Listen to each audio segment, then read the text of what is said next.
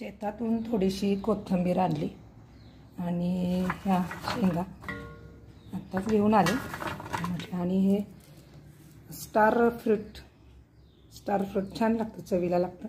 खाल्लं असेल कोणीतरी, हे पण शेतातलंच आहे आणि एक तुरट असतं थोडंसं, परंतु छान असं चवीला चांगलं लागतं आणि ते पौष्टिक पण आहे.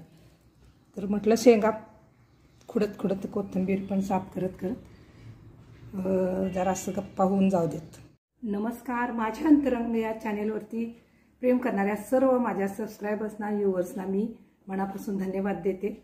तर म्हटलं काल पण व्हिडिओ नाही टाकला, म्हटलं आज तरी टाकूया. मग शेंगा आणि भाजी खोडायला घेतली, कोथिंबीर साफ करायला घेतली. काम करत म्हटलं व्हिडिओ बनवूया. तर गौरी आणि गणपतीचा सण आला की एक अशी आठवण माझ्या मनात जागृत होते. ती आठवण अशी आहे की मी काही वर्षापूर्वी पलीकडे म्हणजे सांगली जिल्ह्यात नोकरी करत होते आणि तिथं मुलं भरपूर असायची. मुलांची संख्या इतकी होती की शाळा फार मोठी होती आणि असं झालं की माझ्या वर्गात 2 मुलं होती आणि त्या दोघांची म्हणजे एक सख्या भावांची 2 मुलं होती. तर त्यांची आजी नेहमी नातवांना सोडायला यायची. म्हणजे ती अशी यायची की डोक्यावर पाटी आणि तिच्या पाठीमागं 2 शेळ्यांची छोटी छोटी पिलं असायची. तर ती जाता जाता नातवांना शाळेत सोडायची आणि पुढे जायची. तर झालं असं की त्यांचा गणपती आणि गौरीचे मुखवटे तयार करण्याचा व्यवसाय होता.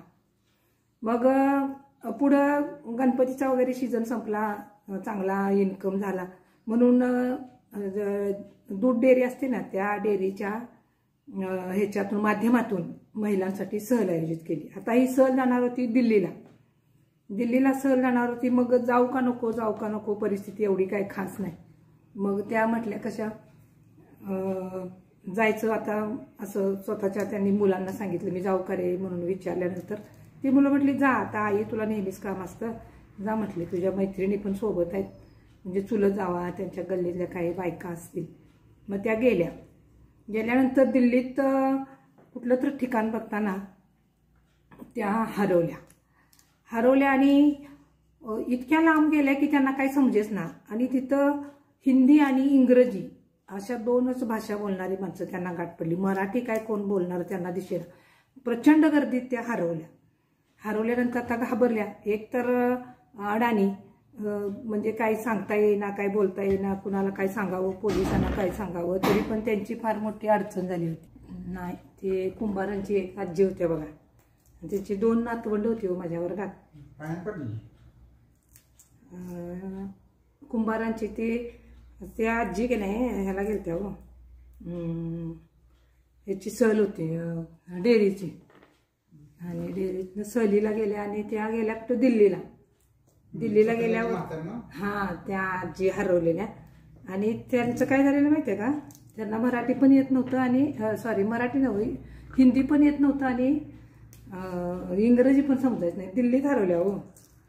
दिल्लीत हरवल्यावर मग असं झालं की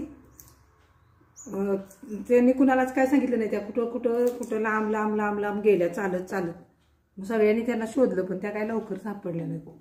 मग काय झालं, असं फिरता त्या की नाही एका बिल्डिंगच्या खाली बसायला लागल्या आणि बिल्डिंगच्या खाली बसून त्या काय करायच्या, भीक मागायच्या.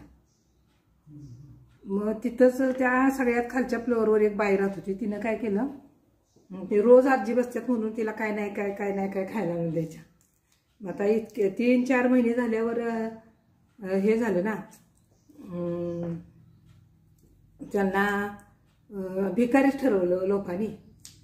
मग बरेच दिवस त्या बसत होते आणि बोलायला पण येत नव्हतं. मग एकदा काय झालं, ते भीक मागणाऱ्याची टोळी असते का, त्या टोळीतल्या काही नाही लोकांनी त्यांना पळवून नेलं आणि मग काय समजेना यांना. मग त्या आजी कुठे गेल्या म्हणून काय तिथली आता त्यांना जे जेवण द्यायच्या की नाही बायका तिथल्या किंवा माणसं, त्यांनी पोलीस स्टेशनला सांगितलं जाऊन असं आजी इथं बसत होत्या आणि असं आणि त्या कुठं इथं तर दिसत नाही. त्या चांगल्याच होत्या, म्हणजे ते काय वेड्या नव्हत्या हो, व्यवस्थित बोलायच्या वगैरे, पण त्यांना हिंदी येत नव्हतं त्यामुळे त्या खुणवून सांगायच्या. मग तसं झालं आणि ज्या लोकांनी त्यांना पळवून नेलं की नाही, त्या लोकांनी काय केलं, त्या कुणाला तर काहीतरी सांगतील म्हणून त्यांना एका खोलीत ठेवलं. त्या खोलीत असं असं तालमीत माती असते का, असं खोल खड्डा होता. त्या खड्ड्यात त्यांना असं हे करायचे, ते ह्याच्यातच बसायचं, ते इथपर्यंत माती घालायची त्यांना एवढी. म्हणजे पोलीस वगैरे शोध घ्यायच्या अगोदर त्यांना भीकच मागायला लावायची म्हणून त्यांनी ठरवलेलं. मग काय झालं, त्या म्हटल्या त्यांना 2 दिवस तर त्याच्यात बसवलं. मग त्यांच्या कशी गणपतीवर श्रद्धा होती, हो गणपतीवर श्रद्धा होती. मग त्या काय म्हणायच्या, मला एवढं इथनं बाहेर काढ ह्या माणसांच्या तावडीतनं. मग ती माणसं काय करायची, ते त्यांना जेवायला खायला घालायची आणि ते खड्डा काढला का नाही, त्या खड्ड्यात त्यांना असं माती घालून ठेवायचं, हालायचं नाही तिथनं. मग त्या म्हणायच्या की त्यांनी सांगितलेलं आजीने की त्यांना ते खड्डा काढला की त्याच्यात भालं आणि तलवारी दिसायच्या, म्हणजे शस्त्र दिसायचे त्या खड्ड्यात. मग त्या म्हणायच्या, मला किती पण अडचण येऊ दे, खरं मला एवढं घरापर्यंत नेऊन पोचव, असं गणपतीला त्या बोलायच्या. मग परत त्यांना नाही का शोधून आणलं. आलता तुम्ही बघायला, माडीवर वर बसवलेलं बघा, सगळं गाव लुटलेलं बघायला. आणि आम्ही बघायला गेलो तेव्हा आम्हाला त्यांनी सांगितलं असं केलेलं. मला त्या माती होती अशी तालमीतल्या मातीसारखी खड्ड्यात पुरायची, हलायचं नाही म्हणजे, असंच इथंच बसायचं, कुलूप घालून जायचे. त्या खड्ड्यातनं आता निघायला पण निघलं तरी पण अडचण, हो मारहाण करायची. म्हणायची तू भीक तेवढा शब्द त्यांना समजायचा, म्हणजे हिंदीतला भीक एवढाच त्यांना शब्द समजायचा. त्यांची कशी गणपतीवर श्रद्धा होती, हो म्हणून त्यातनं त्या परत आल्या. आणि शाळेत आल्या की नातवंडांना घालवायला त्या पोरांचा किती लाड. आजी म्हटल्यावर तोंडावणार फिरवणार, मुक्क घेणार पोरांचं. जेवायच्या सुट्टीत घरला गेला असा तेव्हा कसं जेवण शाळेत नसायचं ना, घरी जेवायला सोडायचं. घराला गेला असं तर कुलूप घाला, पाणी व्यवस्थित प्या, झाकलेलं उघडं पाणी पिऊ नका अशी म्हणायची. म्हणजे ती प्रत्यक्ष घटना. तुम्ही पण बघायला गेलता त्या आजींना, मला आठवते का वर कुंभाराच्या ह्याच्यात गल्लीत.